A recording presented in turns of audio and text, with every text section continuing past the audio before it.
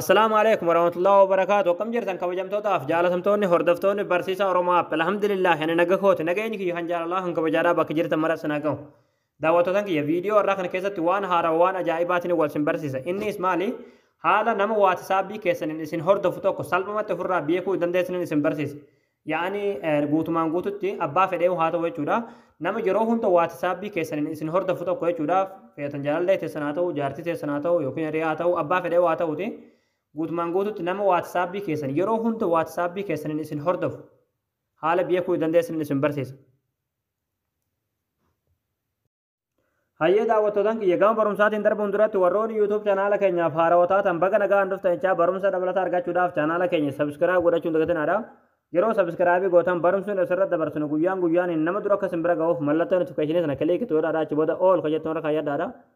Video keenya nan baay'ee dargee kan rafaa deemu laayik godhaadha barumsaan garaadhaa isin darbee YouTube channel keenya jala seenaadha video baay'eetu jira irraa baradhaadha.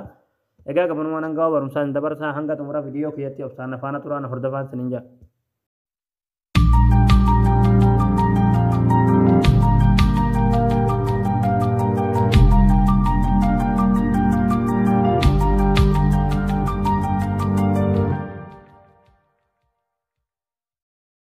Hayyee daawwattootaan kiyyaa nama lakkoofsa waatsaapbii keessaniitiin isin hordofu tokko beekuudhaaf yookiin nama waatsaapbii keessaniin isin hordofu tokko beekuudhaaf aappii tokko isin barbaachisaa. Aappii kanaaf liinkii isaadhaa description boxii viidiyoo amma ilaalaa jirtan kana jalaan isiniif ka'a.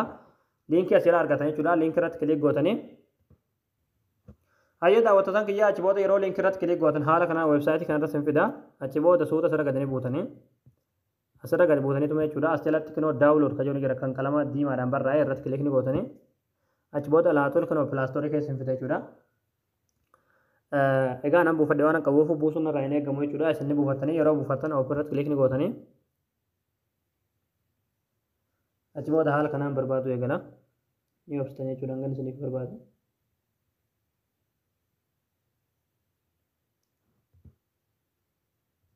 Hayyee daawwattootaan kiyyaa achi booda haala kanaan isiniif banama jechuudha. Asirratti kun akkuma argaa jirtan kun banamee jira.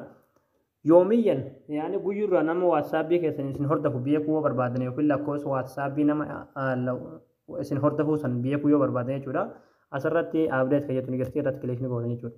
Achi booda halluu kilik gootan. Achi booda haala kanaan tartiibaan isin agarsiisu eegala jechuudha. Isin eegale nama guyyurraa waatsaapbii keessan yaani osoo isinitti hin barreessine yeroo kam akka onlaayinii irraa seentan yeroo kam akka onlaayinii irraa baatan yeroo kamitti akka onlaayinii turtan osoo isinitti hin barreessin jechuudha. Waatsaapbii keessan irra galaniituma piroofaayilii keessan laalaniituma sa'aatii isinitti baatan sa'aatii isinitti seentan isin galee yeroo hunda waatsaapbii keessan isin hordofu jechuudha. Lakkoofsa asirraan tartiibaan isiniif ka'a jechuudha. Isin galee haala kanaas salphumatti eenyu akka waatsaapbii keessan yeroo hunda hordofu eenyu akka isin hordofu beekuu dandeessin jechuudha. Isin galee kan ji'aa barbaadan asirratti kun asirratti kilik gootaniiti kanaas wanni godhatan jechuudha. Kan baraatis yoo barbaadan. Garuu kan yoomiyyan kan guyyaa marraa isin agarsiisu wayya jechuudha. Isin galee kanuma booda isin agarsiisu wayya. Isin galee haala kanaa salphumatti eenyu akka waatsaapbii keessan hordofu eenyu faana akka eenyu akka tahe namni sun jechuudha. Jaarsi keessan haa ta'u jaalallee keessan haa ta'u yookiin ammoo hiriyyama keessan haa ta'u nama yeroo hunda waatsaapbii keessan osoo isinitti hin barreessine isin hordofu haala kanaan beekuu dandeessan jechuudha. Tartiibaan isiniif ka'a jechuudha. Yeroo hunda jechuudha. Guyyurraa asirra galtaniituma ilaaltan jechuudha. Isin galee nama osoo isinumatti hin barreessin zingeetuma waatsaapbii keessan isin hordofu jechuudha. Isin ilaala yeroo kam akka seentan yeroo kam akka baatan.